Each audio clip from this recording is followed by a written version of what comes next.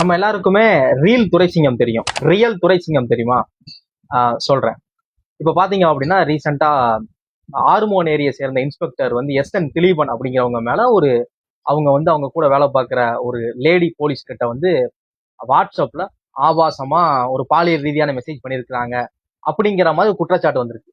அதனால அவங்கள வந்து இப்ப சஸ்பென்ஷன் பண்ணிருக்காங்க, டிபார்ட்மெண்ட்ல இருந்து சஸ்பெண்ட் பண்ணிருக்காங்க. அவங்களே பாத்தீங்க அப்படின்னா அந்த எஸ்.என். திலீபன் அவங்களே வந்து அவங்களோட சோசியல் மீடியா பக்கத்துல வந்து இந்த மாதிரி நான் வந்து ரொம்ப ஒரு கட் அண்ட் ரைட்டான ஒரு ஆளு, ஒர்க்ல ரொம்ப ஸ்ட்ரிக்டா இருப்பேன் அப்படிங்கிற தவிர என் மேல எந்த வித குற்றச்சாட்டும் கிடையாது. என் கூட ஒர்க் பண்ற யாராவது ஒரு ஆள் இப்படி நான் பண்ணேன் அப்படிங்கன்னு அந்த குற்றத்தை நிரூபிக்கிற பட்சத்துல, நான் பண்ண குற்றத்தை நிரூபிக்கிற பட்சத்துல நான் அந்த வேலையை வேணா எழுதி கொடுத்துட்டு போறேன் அப்படிங்கிற மாதிரி அவங்க வந்து சோசியல் மீடியாலையுமே அவங்களோட இதை சொல்லியிருந்தாங்க.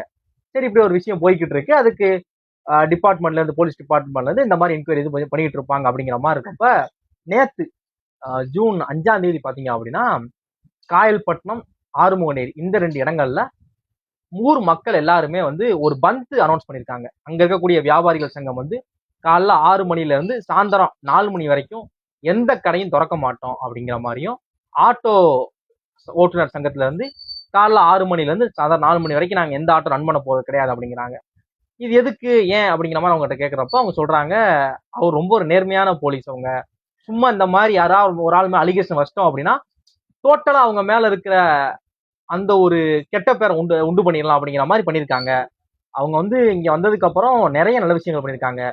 இந்த கஞ்சா, இந்த போதைப் பொருள், இந்த மாதிரியான திருட்டுல கள்ளத்தனமா டாஸ்மா இது சரக்கை வாங்கி விற்பாங்களே, இந்த விஷயங்கள் எல்லாத்துலயுமே அவங்க ரொம்ப ஸ்ட்ரிக்டா நடவடிக்கை எடுத்திருக்காங்க.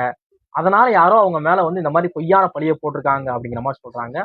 இன்னொன்னு, அந்த சைடு படிக்கக்கூடிய இந்த மாதிரி யூனிஃபார்ம் சர்வீஸ் எக்ஸாமுக்கு ப்ரிப்பேர் பண்ணிட்டு இருப்பாங்க பசங்க, அவங்களுக்கு வந்து ஒரு பிசிக்கல் ட்ரைனிங்க்கு எந்த மாதிரி அவங்க உடம்ப வந்து ரெடி பண்ணணும், ரோப் கிளைம் பண்றது, ஜம்பிங், ரன்னிங், இதுக்கெல்லாம் எப்படி அவங்க ப்ரிப்பேர் ஆகணும் அப்படிங்கிறதுக்கு இவங்க வந்து அவங்களோட அட்வைஸ் கொடுத்துருக்காங்க. எப்படி எக்ஸாம்ஸை கிராக் பண்ணலாம் அப்படிங்கிற மாதிரி அட்வைஸ்லாம் கொடுக்கக்கூடிய ஒரு நல்ல மனிதர் அப்படிங்கிற மாதிரி சொல்றாங்க.